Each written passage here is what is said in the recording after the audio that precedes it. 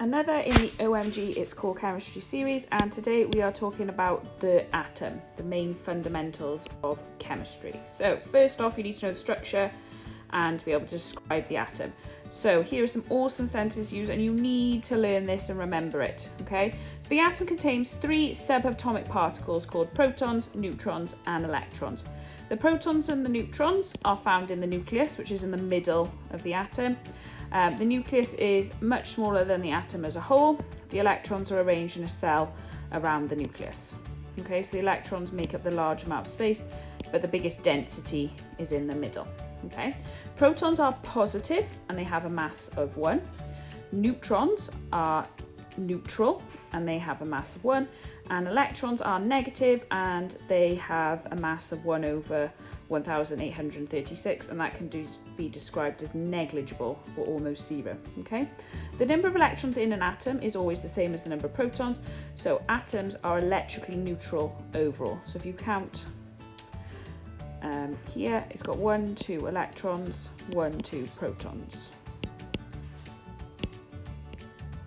Okay, so if you've got 2 protons, you should have 2 electrons, so they even each other out, which means overall it's neutral. What about mass and atomic number? So mass and atomic number you get off the periodic table. The mass number is always the massive number. So even if the numbers are reversed, it's the massive number, okay? And the atomic number is the smaller number, okay? The atomic number always tells us the number of protons, and we just talked about how protons is equal to electrons. So whatever the number of protons is, it'll be the number of electrons. So that'll be a nice easy start if this question's ever asked. And then to work out the number of neutrons, okay, the number of neutrons is the mass number. The mass number is essentially the protons plus the neutrons. So to work out the number of neutrons, you do the mass number, take away protons. So mass, take away protons will equal neutrons, okay? Sometimes it's the same, sometimes it'll be different, so do be careful of that. We have these things called ions and isotopes. So they're atoms that look a bit differently or act a bit differently. So first ones we need to know about are something called ions. Okay, ions are when the atom loses or gains electrons, so you form ions. Okay, if an atom loses 1 or more electrons, it becomes positively charged. So like we said at the beginning, if you've got 2 protons, you should have 2 electrons. However, if you lose an electron, okay, if you lose an electron, then you will become positively charged because now you've no longer got an even number. You've got more protons than you do electrons. Okay, so that's when you become a positively charged ion, when you lose electrons. Okay, if an atom gains electrons,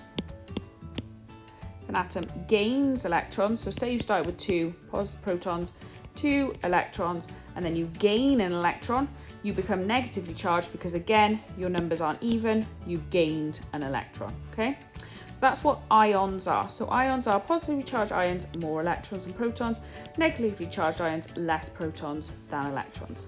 Isotopes then, isotopes are atoms of an element with the normal number of protons and electrons but a different number of neutrons. Okay, isotopes have the same atomic number but a different mass number. Okay, so carbon-13, the mass number is bigger, so it'll have 7 neutrons and 6 protons because their atomic number stays the same. It's only their mass number change, which means the number of neutrons changes. And finally, a little bit about electron structure. Okay, so you have to know how the electrons are arranged in the different cells around the nucleus. Okay, each successive cell can only hold a certain number of electrons. So first shell can only hold 2, second shell 8, third shell 8, fourth shell 8. Okay, for this we use the atomic number.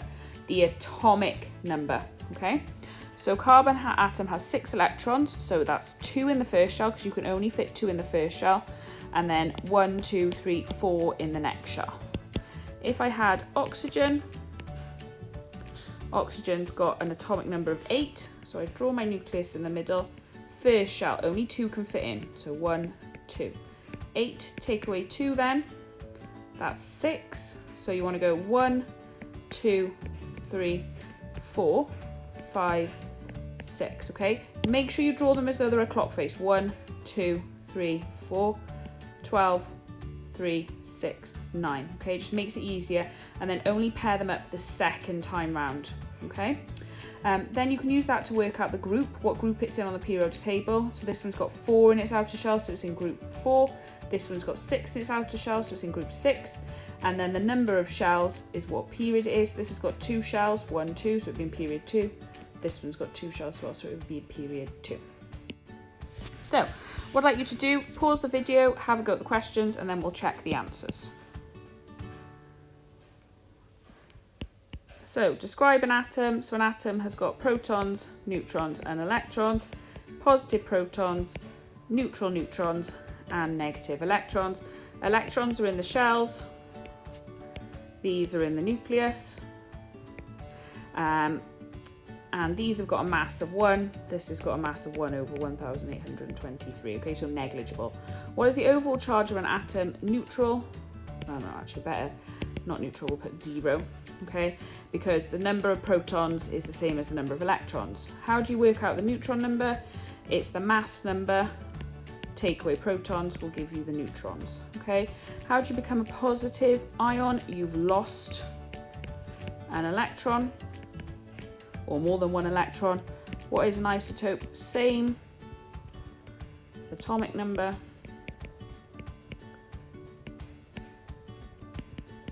different mass number. Okay, or you could say same protons and same number of protons and electrons, same number of protons and electrons, different number of neutrons. Oxygen has an atomic number of 6. It actually has an atomic number of 8, so that's a lie. Draw the electron structure. So draw a nucleus in the middle, 2 in the first shell, so 8 take away 2 is 6. So 1, 2, 3, 4, 5, 6. Okay, period 2 because there's 2 shells, group 6 because there's 6 in the outer shell. Okay, if you got it all right, move on to the next topic. If you didn't, go back and watch the video again and then keep practicing until you get it all right.